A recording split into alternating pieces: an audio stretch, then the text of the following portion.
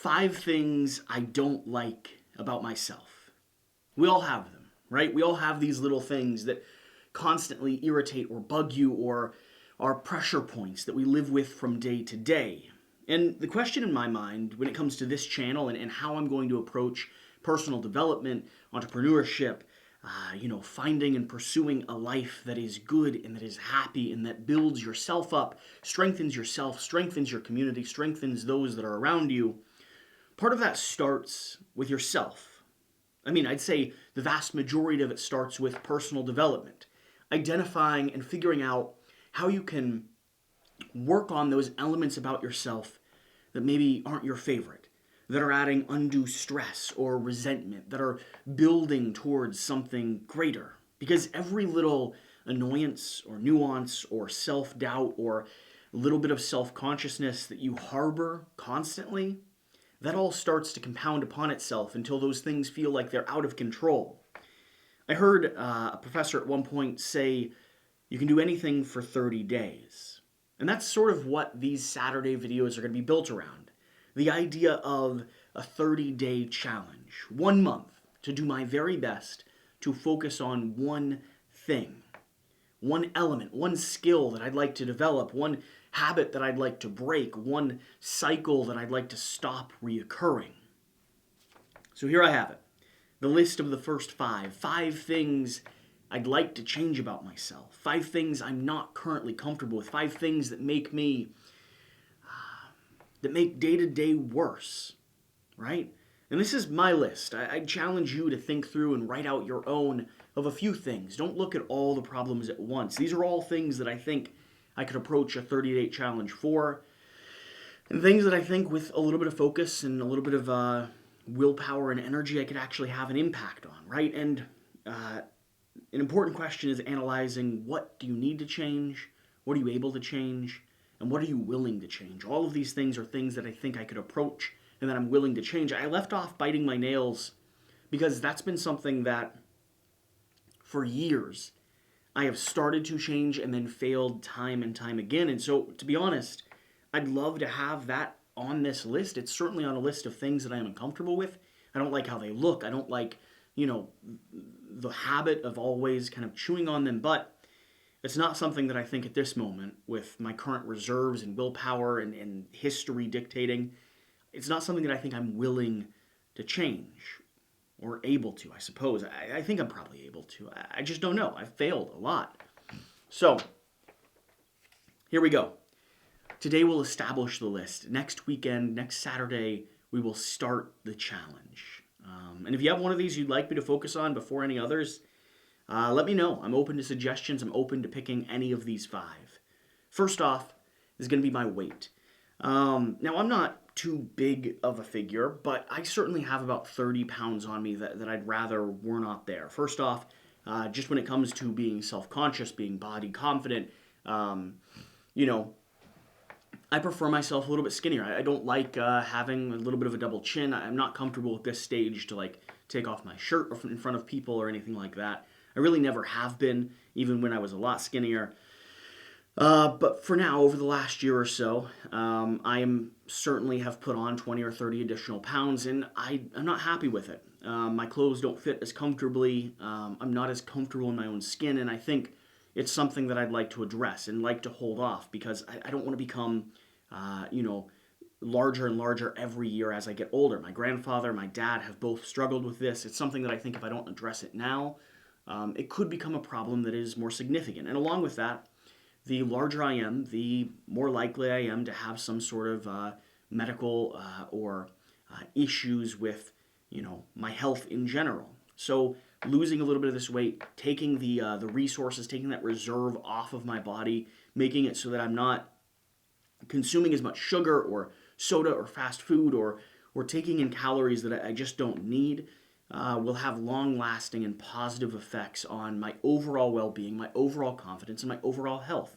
So there's a lot of positives. Now, what's the negatives on this? Well, I like candy. I like sugar. I like fast food because when I'm on the road traveling and working, it is something quick and easy to get. In fact, tonight I'm probably going to be driving back to Maryland. I just shot a wedding, or I'm shooting a wedding over the weekend. And so here's the thing. It's a hard thing to change. Life right now in the United States is built around salt and sugar and consumption and having too much access to everything. And so controlling that, moderating that is certainly going to be a challenge. Reading and writing.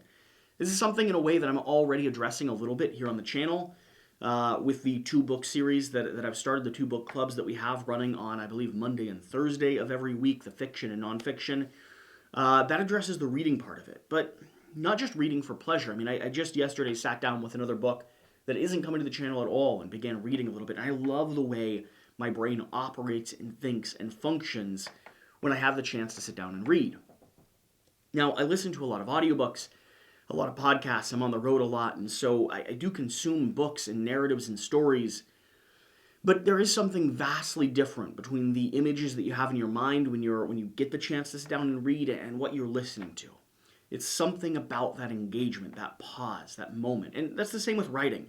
Writing has always been a way for me to process and think through. I used to want to be a writer. I self-published a book when I was younger. It is a hobby that I'd love to turn into a career at some point. I'd love to keep building and investing in it. So, reading and writing, what would that look like? What are the benefits? Well, I think part of the benefits is just peace and relaxation and having a moment to focus on yourself. I think both reading and writing help me process life a little bit slower. It helps me take a bite of what can feel overwhelming and narrow it down. And I also think eventually there's a career or a product or something that I can produce in the writing sphere that would be of benefit, would probably be another step in what I'd like to do. I'd love to write a book or a zine or an RPG companion. And so this would start down that process. It would start that conversation.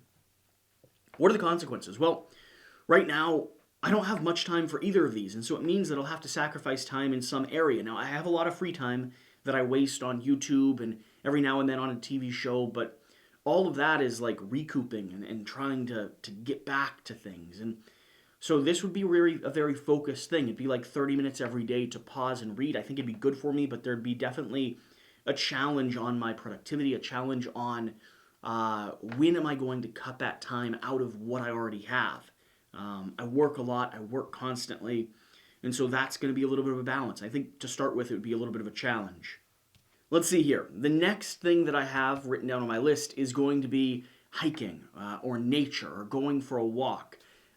This is something, again, that I just don't prioritize the time for, but I've seen historically that when I am at my lowest, when I am depressed or burnt out, this is the thing that brings me satisfaction. It reconnects me with the world, and it really does resolve and heal a lot of the damage that I'm doing to myself. So if I can just get into the habit of doing it already, then I'll kind of be ahead of the curve. I'll preemptively be medicating some things that I know are going to come up from exhaustion and burnout and depression and anxiety. All of those things will be mediated slightly by being out in nature, by hiking, by re-exploring. When I was younger, I hiked the Appalachian Trail with my grandfather. We went from Pennsylvania, Penmar, Maryland, lined up to Mount Katahdin, Maine. Something like 3 months on the trail. And I have so much nostalgia and so much love for that experience that I've never quite gotten back or gotten away from it. So this is something that I'd love to do. It'd be very, very good for me. It'd be good healthily. It'd be good mentally. This is mostly a mental thing. It has less to do about exercising or losing weight. It's very much a self-medicating, some degree of mental stability there. In a similar way to like what reading and writing does. It's just a different pattern. It's a different sequence. And now I live in Maryland. The weather is getting nice. I have a trail right outside of my house. And I also have the Appalachian Trail incredibly close. And so if I just prioritize this, then I could do it. What are the potential consequences? What are the dangers? Well, just like reading and writing, this is going to cut into a portion of my day. Now, reading and writing can be done in the evenings, and I'm primarily nocturnal at the moment, which means that hiking would have to be prioritized during the day, shifting my sleep schedule a little bit, trying to make sure that I have that window of time. And I think I'd maybe try to go once or twice a week to start with. I'm not entirely sure what that would look like, but I think this is going to be harder to balance when it comes to time, but might be more beneficial. I mean, or at least equally as beneficial. And so this is something I'd love to focus on. Next, organization. I really don't like how disorganized I am, from file folders to my cell phone to numbers and people that I'm talking to my ability to respond to people quickly and efficiently, to the projects that I need to work on and the timeline that I'm working on to get things produced. I'd like to get to a point where I am 3 to 5 days ahead of my posting schedule. That's sort of my initial focus because this is my career. So, to start with, I would heavily focus on organizing, cataloging what's coming in, doing B-roll, filming footage, editing, getting ahead of that schedule. I have a lot of little tasks, but I think I'd take that big brick. My goal for that 30 days would be to get organized enough that I could be almost a week ahead on all of the video projects I was working on, with a little bit of forgiveness when it comes to something that came in late and has to be turned around quickly. That would free up so much of my mental space. It would free up so much of my time, and it would give me more control. I could work towards projects that are a week away and perfect them or develop them, as opposed to trying to produce content the day before like I'm doing here with this video and like I've done all this last week. I know I'm still producing 14 to 16 videos a week, but it's just not sustainable unless I get way more organized than I am currently. What's the danger with that? Well, organization has never been a strong suit of mine. So that process of getting organized is going to be quite an experience. I think there's going to be a lot of pains on the way, a lot of falling down on the way, and I'm really going to have to ramp up production for 4 or 5 days to get ahead of that curve and then figure out what pace I need to set to maintain it. I have a habit of long-term procrastination until your anxiety builds up to a point where you can be productive. I don't want that to be my cycle, and breaking that I think might be one of the hardest challenges here on this list. And then finally, language. I really wish I spoke Spanish would be the core one. My mother was fluent in Spanish. She was a Spanish teacher before she was diagnosed with cancer. Well, she was still fluent with Spanish through being diagnosed with cancer, but I remember being down at Disney World with her, one of the last trips we took together, where she was able to pause on a bus and help coordinate and translate and help a family who was just trying to find their way around, who was trying to talk with one of the guest services people, and just the language barrier was too steep. That moment has always been ingrained on my mind as the value of having language, to reach out a hand, to engage with someone. And now I live with Jan Bigas. I live with my co-host over on Quackalope, who is fluent in Spanish, who has started his own Spanish channel, and I can't currently be a major part of that because I don't know the language, and it's always felt like something that I would have known, that I should have known if life had been scripted differently. In fact, my middle name is named after my grandfather, Samuel, and then also was given to me because my mother intended for when we went down to South America, Samuel, to be used instead of Jesse, because Jesse is more of a harsh American-sounding name, whereas Samuel would fit more into the culture that we were going to be a part of. It could be more fluent in the dialogue and the language. So she had plans that didn't include me not speaking Spanish. And so here, I'd focus on doing Duolingo for a solid 30 days, really focusing on maximum learning. I'd probably try to sit down with Jan maybe once a week and do a little educational course, play a board game fully in Spanish, figure out what I can do, take advantage of the resources that I have here to start getting comfortable, to start using language, right? Because that's the hardest part for me. Language has always been difficult because I'm not in an environment where I can effectively and constantly use it. And so it'd be very nice to start leaning into that, to start exploring what I can do and where my brain can go when I start learning. And I'm concerned the older I get, it's been shown, I'm 28 years old now, it'll get harder and harder and harder for me to pick up a second language. And it's already hard enough. So it's something on my list. It's a habit that I'd like to start instilling. I know the basics. I know formats and structures. I've done Duolingo a little bit in the past. This would just be a refocus and a reaffirmation of something that really bothers me that I don't know how to do. So that's my list. Those are the first 5 things that I don't like about myself that I would like to or I'm willing to change.